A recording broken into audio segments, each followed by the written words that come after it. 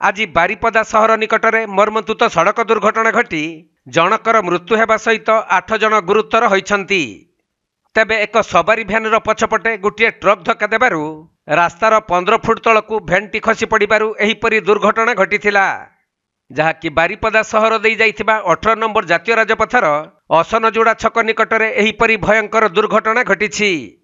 मिलिथिबा सूचना अनुसार बॉम्बे छक पटू एक सवारी भ्यान बारिपदा आसुथबा बेले असनजोड़ा छक निकटरे भ्यानटी रास्ता कड़े छिड़ा होई पैसेंजर उठाउथिला। एही समय रे पछपटू अति द्रुत गति रे एक मालबुझई ट्रक आसी धक्का देइथिला भ्यानटी को। तेबे उभय गाड़ी मध्यरे धक्का एते जोर रे होइथिला जे भ्यानटी छिटिकी जाई रास्तार 15 फुट तलकू खसी पड़िथिला। परे घटनास्थल स्थानीय लोके एवं आम्बुलेंस पहुंची समस्त को उद्धार करी पीआरए मेडिकल रे भर्ती करथिले। हेले सेठारे जणे व्यक्तिंकर मृत्यु होइथिबा बेले अन्य 8 जन गुरुतर थिबा जणा पड़िछि।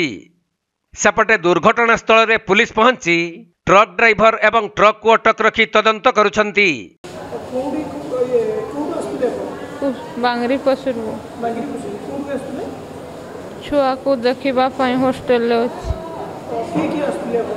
मां पो सवारी जानी